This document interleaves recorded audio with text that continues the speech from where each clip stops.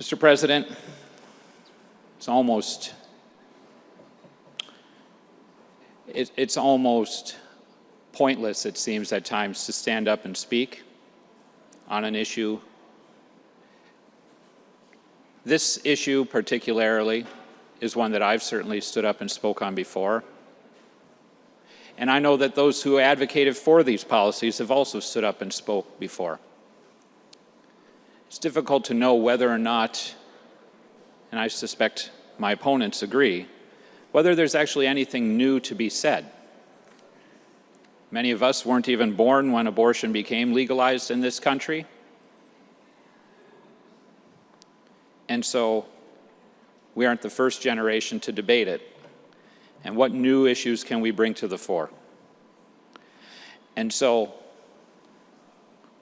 rising to speak on it can seem very futile. Futile to those who advocate for it, I'm sure, and futile to those of us who advocate against it. And yet I feel compelled to speak regardless, because truth should always be heard.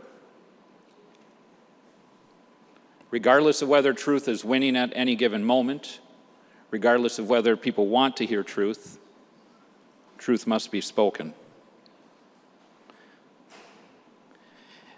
During the earlier debate on these bills, I once again heard proponents speak about how this is about women's rights, and this is about women's health, and that those of us who oppose this legislation are seeking somehow or other to trample on those rights, seeking to control other people's bodies.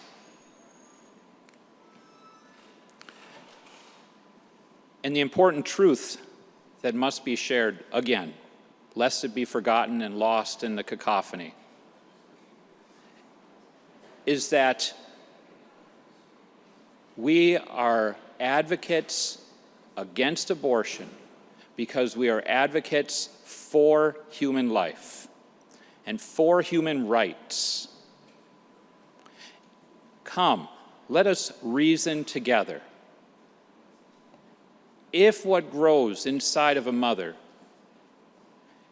is not human, but is simply tissue, simply material, to be expelled like a tumor or a cancer, then we wouldn't have this debate. But there are those of us who fundamentally believe that that is a human life. Not a partial life, not sort of a life, not pre-life, but life itself.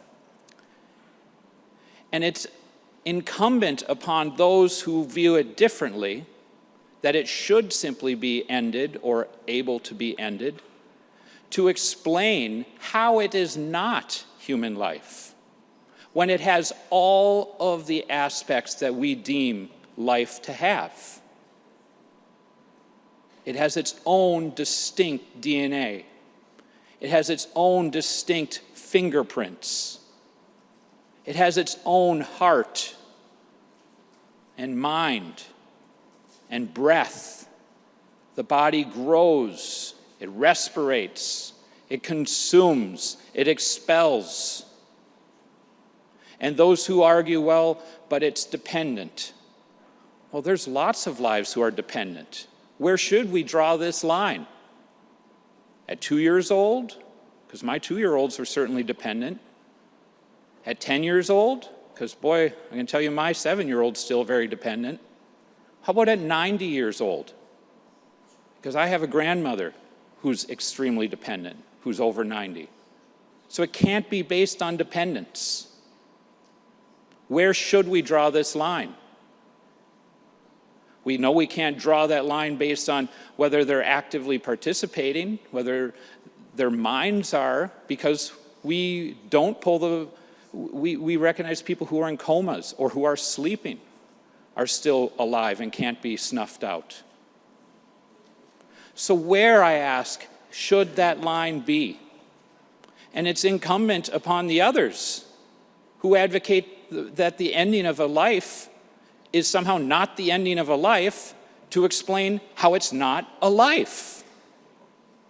Because to us it is a life, and the line's very clear. We say it all the time at conception, when this DNA is created, when the ovum and sperm come together. That is a new human life, and it is entitled to all the rights that every other human life is entitled to. All the rights.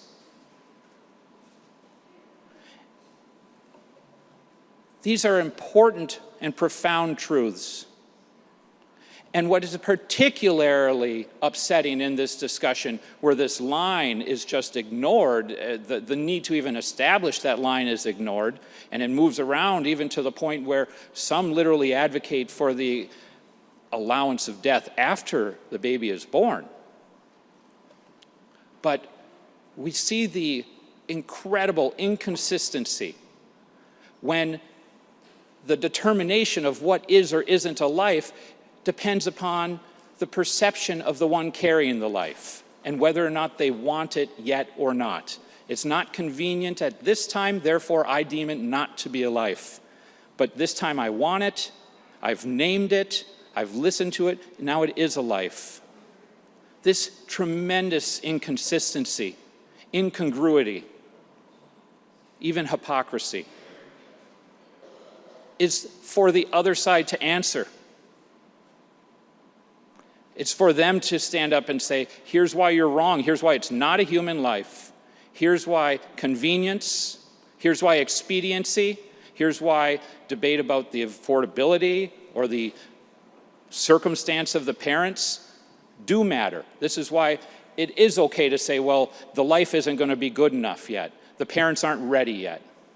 So therefore, it's okay because it's not really a life anyway. When we don't allow that excuse for anyone else who ends a life at any other time, except when it's not yet born life.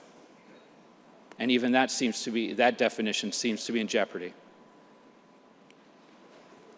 And so, once again, I know that I'm not saying anything that hasn't been said or heard before. And I know that the chances that it makes a difference are low. But truth needs to be heard. Truth needs to be spoken. Come, let us reason together.